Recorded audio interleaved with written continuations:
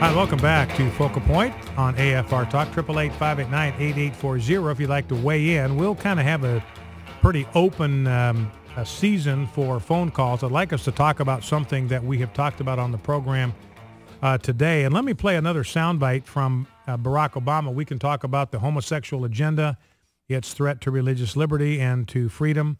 Or we can talk about Barack Obama and his whole approach to the economy and to the debt. We've just already seen how misguided and illogical his thinking. And here is a second a clip. And when you listen to this clip from Barack Obama, don't forget that we are $16 trillion in debt. We have no realistic way of paying that back.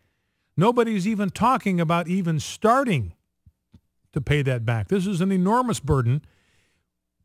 Our debt now is 103% of GDP. We are Greece. The United States is now Greece. We owe more than our gross domestic product, which means if we took everything, every dollar that was produced by the American economy in 1 year, we would even have enough to liquidate our debt, and there'd be nothing left over for anything else. I mean, that's just the kind of shape that we are in. And it's urgent. We are in crisis mode. This cannot go on forever. The Social Security Disability Fund is going to be bankrupt in 2017. Social Security is going to be bankrupt in 2033. Medicare is going to be bankrupt in 2024. And everybody knows that. Everybody understands that. Everybody agrees with those numbers, and nobody is doing a cotton-picking thing about it. Now, here is Barack Obama. Nothing to see here. Move along. Let's listen. A lot of it we owe to ourselves, right? Because if you invest in a treasury bill or something like that, then essentially you're loaning the government money. In fact, the majority of it is held by folks who live here. But we don't have to worry about it short term. Right now, interest rates are low because people still consider the United States the safest and greatest country on earth, rightfully so. But it is a problem long term and even medium term. And so we're going to have to take care of this debt and this deficit, but we've got to do it in a balanced way. Okay, so there's the word balanced again. Got to do it by raising taxes. And we don't have to worry about it short term. That's just another expression for kick the can down the alley. I'm not going to deal with it. I'm not going to do anything serious about it because we don't have to worry about it short term. So Barack Obama is going to say, I'm going to let some future president deal with that issue. You know, the only one that's saying anything about getting a realistic handle on this right now is Paul Ryan. That's why when he slipped and called it the Ryan Romney plan yesterday, he knew exactly what he was talking about. He accidentally said the right thing. 888-589-8840. Let's go back to the phones, or go to the phones. Let's go to Jim, Spring Hill, Florida. Jim, you are on Focal Point with Brian Fisher. What's on your mind? Brian, I'm responding to Buster Wilson's comment that they got 3 million. They got 3 million more people on welfare or food stamps, and I'm wondering if President Obama may be looking for that 3 million more votes. Do you think that that's possible? Well, you know, I think you're exactly right, Jim. I think he's just out there buying votes. I've got a story in the stack. Let's see if I can find it. But that's all this is it basically is just bribery is what it is. Right. Barack Obama is buying votes by getting more and more people dependent on the government programs. Let me grab that story. Here's a story. The wealthy people in Asia, there are more wealthy people in Asia now than in North America. This is the first time this has ever happened. The number of rich Asians have surpassed North Americans for the first time ever. So that's another indication our economy is in the tank. Now, here's what I'm talking about. This is a piece by Philip Klein from Washington Examiner. And this is from the Congressional Research Service, CRS. So this is a government agency, bipartisan. And what the research done by the Congressional Research Service indicates is that when the Obama administration suspended a welfare work requirement back in 2009, the result has been that twice as many able-bodied Americans are now on food stamps as were when he took office. Double. That's a 100% increase in the number of able-bodied American people that are on food stamps. So you and I, taxpayers, we are paying for people who are able-bodied. They can work. They've got the physical capacity to hold down a job, but they're not for whatever reason, and we are paying for their food stamp, and that has doubled the number of able-bodied people on food stamps. This goes back to a rule that Barack Obama suspended in 2009. When he suspended this rule, let's see if I can find what the rule is. This was food stamps for able-bodied adults. They were limited to 3 months in a 36-month period, unless the participant worked at least 20 hours a week, participates in an employment and training program for at least 20 hours a week, or participates in a supplemental nutrition assistance program, workfare program, for at least 20 hours a week. So what the welfare reform law of 1996 said, yeah, if you're able-bodied, you can get food stamps for 3 months out of 36. That's the max, only 3 months, and only if you're working at least 20 hours a week or getting training for a job at least 20 hours a week. Then you can get 3 months of food stamps. The other 33, we're not going to give you a handout, but we will give you food stamps for 3 months. Now, Barack Obama, 2009, wiped that out for all 50 states starting in April in 2009, and consequently, the number of able-bodied people on food stamps has gone from 1.9 million to 3.9 million in 2010. Now, what is Barack Obama counting on? He is counting on 3.9 million votes. He's counting on people out there saying, hey, Barack the Benevolent gave me my food stamps.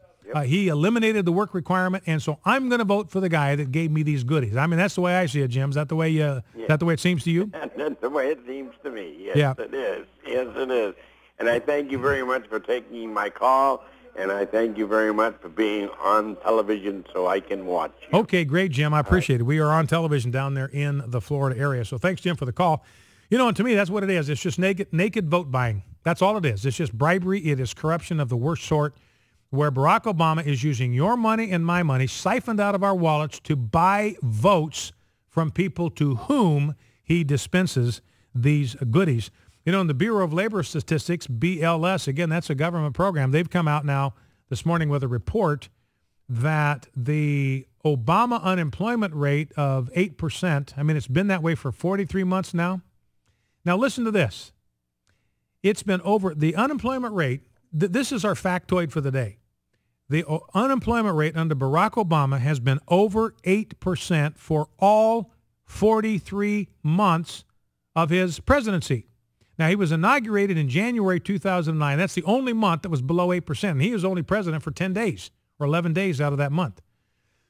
So for the 43 months since Barack Obama took office, the unemployment rate has been over 8%. Now, catch this. The Bureau of Labor Statistics been keeping track of this statistics since 1948. Between 1948, let me get the right number here. Between 1948 up until Barack Obama was inaugurated, there had been a total of 39 months where the employment rate was above 8%. That's between 1948 and 2008. That's 60 years. So for 60 years, out of those 60 years before Barack Obama was inaugurated, in those 60 years, there was a grand total of 39 months where the unemployment rate was above 8%. Every single solitary cotton-picking month under Barack Obama, the unemployment rate has been over 8%, now 43 months in a row. Let's go to Pete, Culpeper, Virginia. Pete, you're on Focal Point with Brian Fisher. What's on your mind? Hi, Brian. How are you today? I'm doing good. How are you? I'm doing well. Hey, I couldn't agree more with your last conversation with the last caller. One other thing that really bothers me about that is how much fraud and abuse there is in the system. Yes. But that's not the purpose for which I'm calling. I may have to question you about something you said a few minutes ago about. Well, Pete, let me just interject one thing. They're discovering there's enormous fraud in the Social Security disability program. A lot of people are getting Social Security disability, which is basically for life until they hit retirement age, and a tremendous amount of fraud there. Maybe 25% of the people that are enlisted in Social Security disability have no right to be on the program. Enormous fraud there. Anyway, Pete, go ahead and finish your thought. Sorry. Yes, I understand that too. I know some recipients. But my question was, a few minutes ago you were talking about your irritation with the House Republicans adding Yes. to the deficit and to the huge budgets. And you said that they've been in power for years now. Mm-hmm. If I'm not Well, mistaken, 2010. did not the Democrats take over the control of both houses in 2006? And President Bush had to sign their huge, massive budgets to get his military spending in?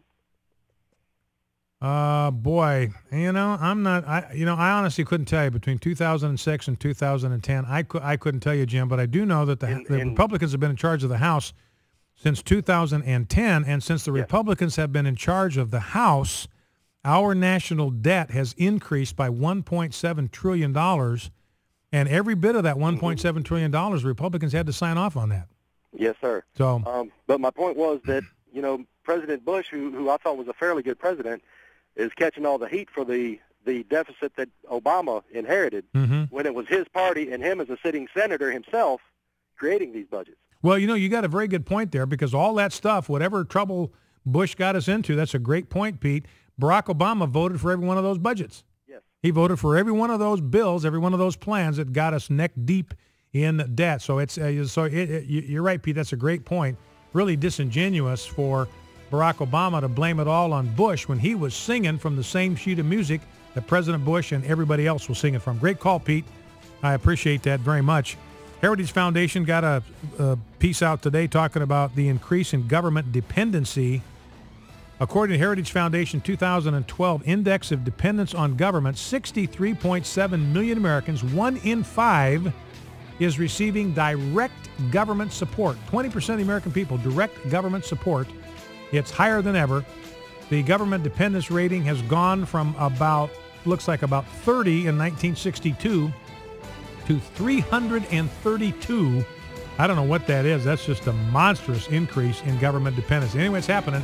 Focal Point AFR Talk. We'll be right back after the news. Don't go anywhere. You're listening to Focal Point AFR Talk.